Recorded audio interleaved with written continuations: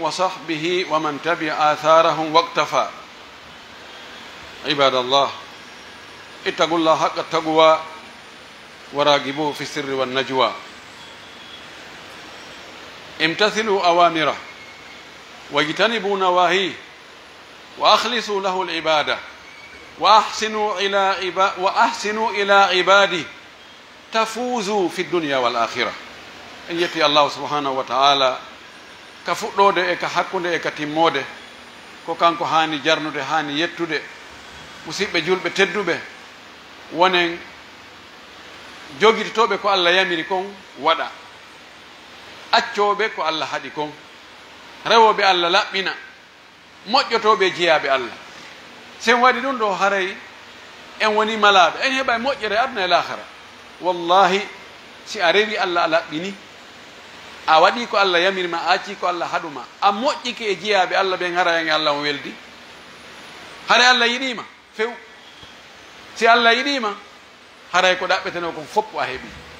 sabu Allah yiɗata goɗɗo o wirtamo, o hersinamo, o lettamo ka aduna ga, o lettamo ka lahara. anden Allah subhanahu wa ta'ala no tentinayi en fi haqqe kawtal, o jumli ɗum e aya, o moɓidir ɗon haqqeji 10, o watti haqqe kawtal ngal nder ton. heɓena on aya, ayatul huquqi, aya haqqeji. sabu Allah subhanahu wa ta'ala no limti ɗon haqqeji ɗin, ɓe moƴƴotoɗa e mum ɓen ko ɓe o fuɗɗori taw haqqe makko on kanko. o wi wa'budu llaha wala tushriku bihi shay'a wa bilwalidaini ihsana wa bidhil qurba wal yatama wal masakin wal jari dhil qurba wal jari al junubi was sahib bil janbi wabni sabili wama malakat aymanukum inna allaha la yuhibbu man kana mukhtalan fakhura. o aya ɗo julɗo wo julɗo no foti e janngugol o aya ɗo o faama ɗi haqqeji ɗo moƴƴi, toɗɗanaɓe ɗi haqqeji ɗo, o eto mo be o jonnita ɗum haqqe mum. sabu ɗi haqqeji ɗi Allah waɗi hakkunde meɗen, si tawi mo be jonniti o yaha haqqe makko on, hay goto lorrali oya, gurdam ɗam welay, wonay giggol e yurmede e nanodiral e famodiral haqqeji meɗen e hakkundeji meɗen. tuma yiɗa fetti wo, tuma yiɗa sonki wo, tuma yiɗa koso boso waɗi wo, tuma yiɗa ɗurodiral wo, andu goɗɗo toñi oya, andu haqqeji ɗi ñamidiranama, andu komo ɓe hano hendade juuɗe oya kongo hendaki. joni noon surtay neeɓa si huɓɓa, si surti tun ko sakkitota ko huɓɓugol, potto potto ko haka jimba. Allah subhanahu wa ta'ala o wi wa'budu llaha, rewe Allah on fof, ɗum ɗoni haqqe yara noon, wala tushriku bihi shay'an, wota on shirka mo hay fus, wota en shirkan Allah de hay hunde. ɗon ɗo ko haqqe Allah. ɓe gandi o wino Mu'adh, larma kanno Mu'adh tawimo supportimo, joɗɗinimo ɓaawo makko, o inni ene Mu'adhu, ɗa andi haqqe Allah e hoore jiyaɓe ɓen e haqqe jiyaɓe ɓen wonɗo e hoore Allah on. Mu'adhu inni de ko Allah ene laaɗo andi ɗum min naami mi anda. o inni haqqe Allah wonɗo e hoore jiyaɓe makko ɓen ko yoɓe rewmo hara ɓe shirkanalimo hay fus. hande noon ko heewi kon e julɓe no wadde shirka, imma hara ɓe andi ɗum ko shirku, ma hara ɓe anda. o innu ko haqqe Allah, haqqe jiyaɓe wonɗo e hoore Allah ko wonde Allah lettatamo shirkanali mum. o watti ɗon homɓe, o wi wa bil walidaini ihsana, nene e baaba yo ɓiɗɗo on moƴƴo e maɓɓe. o waɗi ihsanan o ko kalima nakira fi mardi l imtinan liyadulla ala al umum ala shumuli wa anna kulla ihsanin, ihsanun bil mali, ihsanun bil khidma, ihsanun bil ikram wal tashrif wal ihtiram, كل هذا يدخل تحت هذه الكلمة العامة الشاملة. o inni nene e baaba yo moƴƴe e mum yo moƴƴere wonu ɗon o wi moƴƴere ihsan moƴƴagol ɗo kala noone e moƴƴagol kala ko neɗɗo yiɗi moƴƴoreede e mum hara yontigi waɗanma o e makko ɓe neɗɗo no yiɗi moƴƴoreede e muɗum jonne jawdi e teddungal e ballal e yanganeede e hittineede fii muɗum e seene sente e surreede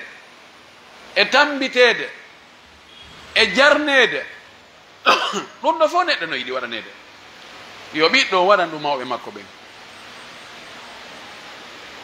o wi wabi dil qurba e joomira e ɓattodiral enɗan on tigi ɗan nde wonno ɓe enɗan maɗan fayda tanaji maɗi mbuyi koye hoore maɓɓe go yanata taw kal islam si wano goɗɗo wari goɗɗo e hoore kawral diya on wona kanko ittata joni diya goɗɗo gorko dimo julɗo diya muɗum ko telen 1 milliard e goɗɗum ɗo kamen ɗo yen reni wargoji ɗi no ɗuuɗi ha accident ji ɗi no ɗuuɗi si tawi ɗum landama yo itte ko hombo ittata wona hawruɗo on e mum wona wonɗo saabu on ɓayi koye hoore kawral ko siɓɓe makko ɓen gorol makko ngol idan ko ɗum waɗi ɓayi si tana on ari koye hoore maɓɓe yanata haray on tigi eto tono on kadi ɓe heɓa enɗam maɗan laaɗo maaki si a waɗi sadaka a jonni enɗam maɗan a heɓay baraji cenɗe ɗiɗi heɓa baraji sengo sadaka on heɓa baraji sengo jokkugol enɗam maɗan wabi dil qurba wal yatama e alyatima ɓen ɓe tawata alyatimajo ko mo bemmum maayi tawa kañum helli faaka ben makko acca mo maaya acca mo o helli faaka oɗo hari ko ben makko mapoto fi makko defandatamo dépensetamo wallitotomo joni noon waado ngon iwi joni luttuɓe ɓen yo ɓe ɗum ɗo noon e yiya yimɓe tawa ɓe maaya ɓe acca ɓiɓɓe alyatimaɓe tawa kanko mayi ɗon imo wari nene goto baba goto ɓe worɓe e rewɓe hey mo kottiraɓe mo jogui miññiraɓe taw ɓen no jogui moyen no wawno dankade koye ɓikkoy kono ɓe acca koye ɓikkoye ɗon e nene muɗum yango ɗon ha tilfon ha fete fete no guerɗo ɗon ha guerda e ɗum e gurdan ha resisama ɗuman noon idan ɓeɗo kadi ko hanaɓe dankede ko hanaɓe tambitede Allah sallallahu alaihi wasallam no maaki min e fawtiɗo alyatimajo dankimo ne'imo e ñawdimo jangguinimo protége mo min naatoyay ka aljanna wano ni idan ɓeɗo kadi no jogui hakke wal masakin e miskimɓe ɓe tawata wona tafiyagal mum wona fowre wona yiɗugol tun ronditede na ɗum waɗi ɗum miskino ko Allah waɗi waɗali arsike no wakkili no yangade no katakatannade no ɗumanade kono ukkangal o ko ñuuƴi jango ɓen kaari no wakkili kono heeyi wallahi arsiki ala kono on no yangi on no wakkili oɗo kadi ɓeɗo ko honɗum Allah awiri ɓe hakkude alɗuɓe ɓen ko darnagol ɓe wona ondema ko Allah mari ko lanni sakkona ɓen ɗon nde ɓe hewtata tawi ko sendete ko lanni on arɗo taw ɗon lanni na ɗum dey si Allah okkorima o darnima si Allah ɗalima o darnima idan ɓeɗo kadi ne jogui haqqe e hoore alɗuɓe ɓen yoɓe wallito onni wal jaru dil qurba e kawtal tawa ko enɗam ma kadi enɗam ma Allah waɗimo kadi himo hoɗi takko ma oɗo kadi moƴƴo e makko moƴƴora e makko saabu kawtal ngal kawtal yagal no wirɗen ɗo moƴƴora e makko saabu enɗan ɗan si tawi kadi Allah waɗi yon kafi dina moƴƴoɗa e makko ɓayon fof ko julɓe wal jaril junubi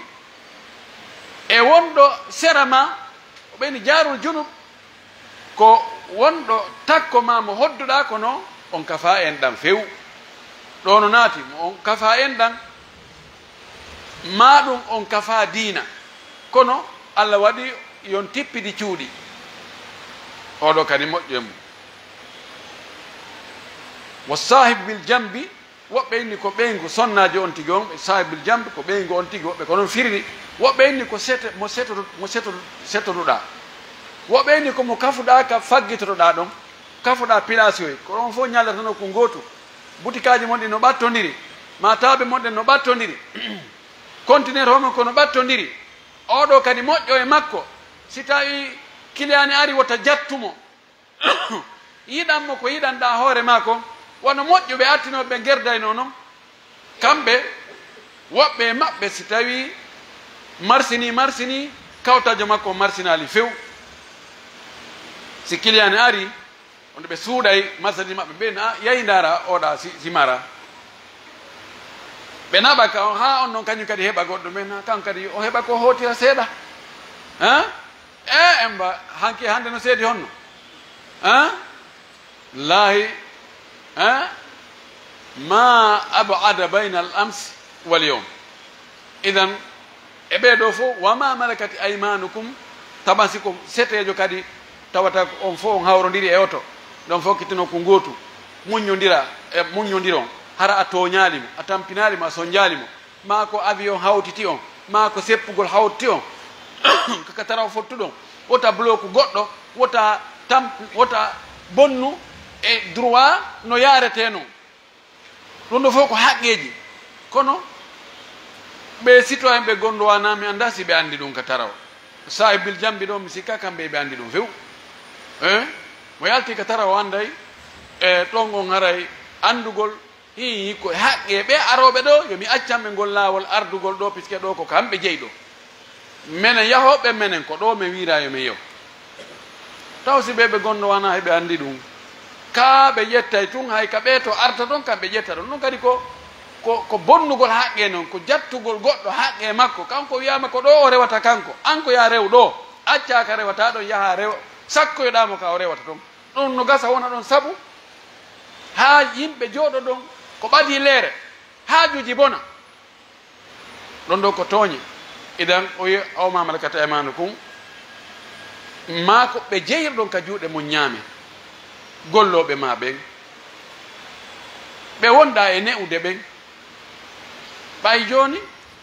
e jeyal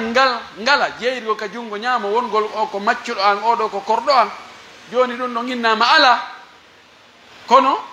fayda mana mum no woodi siɗa jogii société ɓe golloɓe ma fayda ko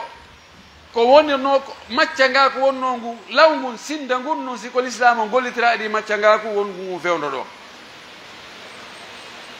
idan ɓeeɗo kadi ko ya yurume ɓe wota tooñuɓe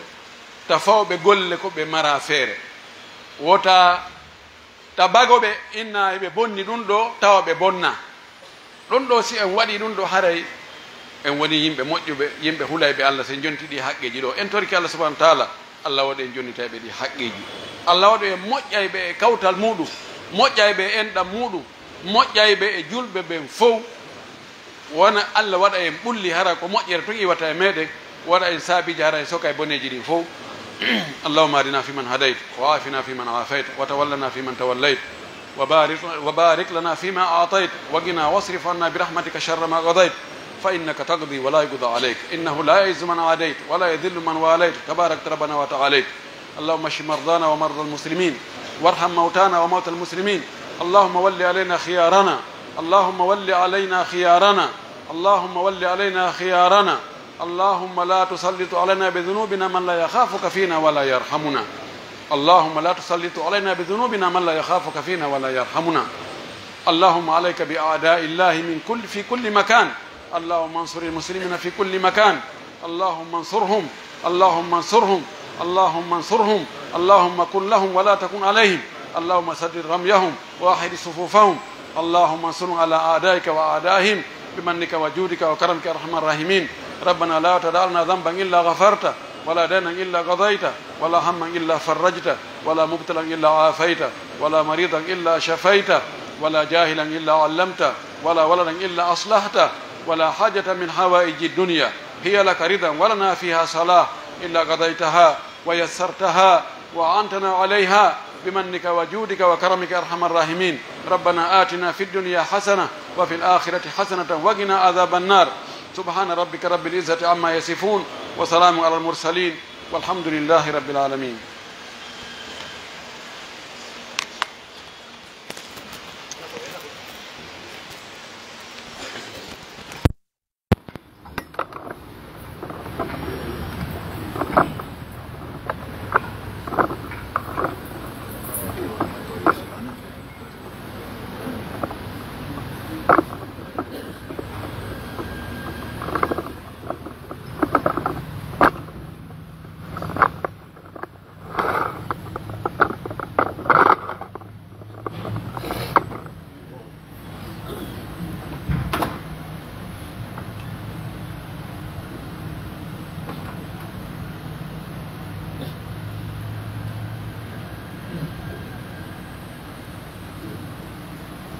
الله أكبر الله أكبر أشهد أن لا إله إلا الله أشهد أن محمدا رسول الله حي على الصلاة حي على الفلاح قد قامت الصلاة قد قامت الصلاة الله أكبر لا إله إلا الله.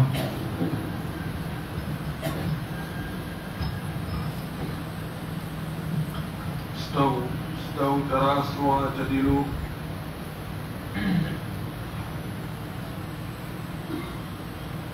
الله أكبر.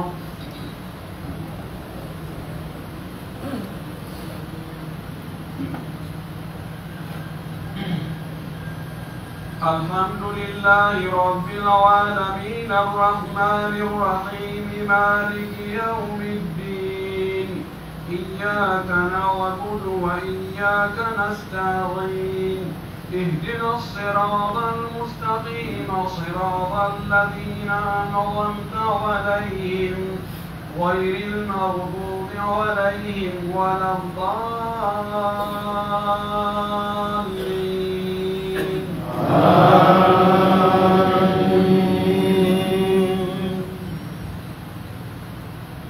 وآت ذا القربى حقه والمسكين وابن السبيل ولا تبذر تبذيرا إن المبذرين كانوا إخوان الشياطين وكان الشيطان لربه كفورا. وإما تعرضن عنهم ابتغاء رحمة من ربك ترجوها فقل لهم قولا ميسورا. ولا تجعل يدك مغلولة إلى عنقك ولا تبسطها كل البسط فتقعد ملوما محسورا. إن ربك يبسط الرزق لمن يشاء ويقدر إنه كان بعباده خبيرا بصيرا. ولا تقتلوا أولادكم خشية إملاق نحن نرزقهم وإياكم إن قتلهم كان خطأ كبيرا. ولا تقربوا الزنا إنه كان فاحشة وساء سبيلا. ولا تقتلوا النفس التي حرم الله إلا بالحق ومن قتل مظلوما فقد جعلنا لوليه سلطانا فلا يسرف في القتل إنه كان منصورا. الله أكبر.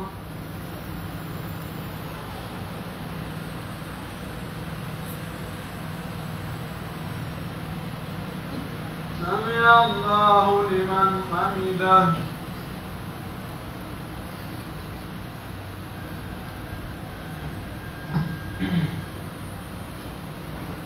الله أكبر.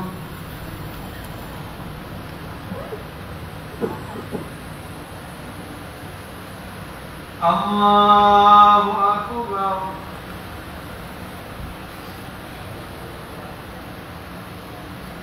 الله أكبر.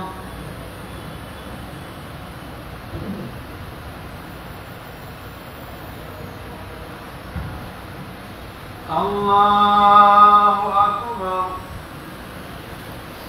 الحمد لله رب العالمين الرحمن الرحيم مالك يوم الدين إياك نعبد وإياك نستعين اهدنا الصراط المستقيم صراط الذين أنعمت عليهم غير المغضوب عليهم ولا الضالين.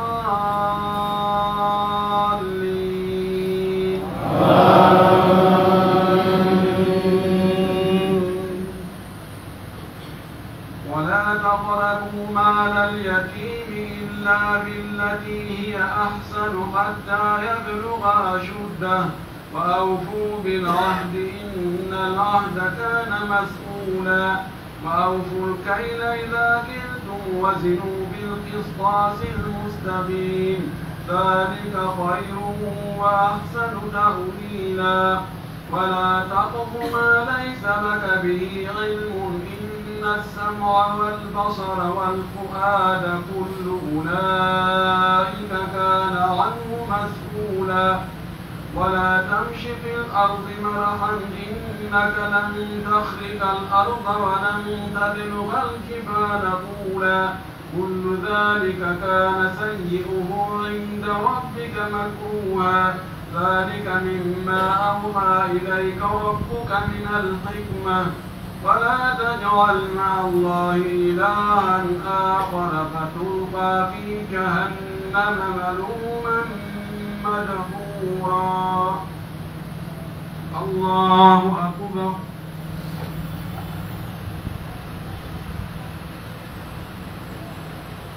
سمع الله لمن حمده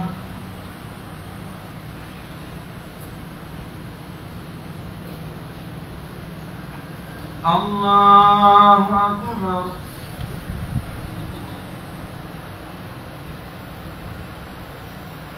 الله أكبر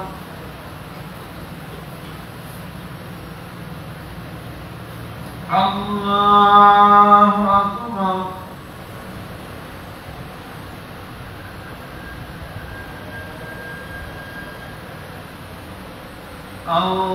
الله أكبر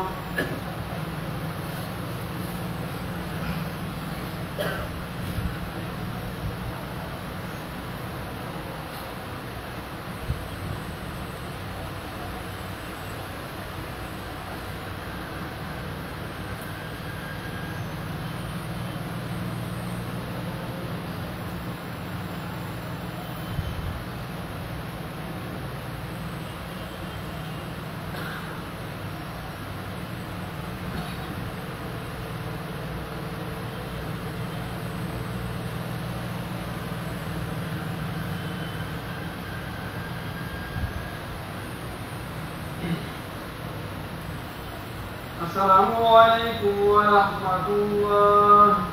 السلام عليكم ورحمة الله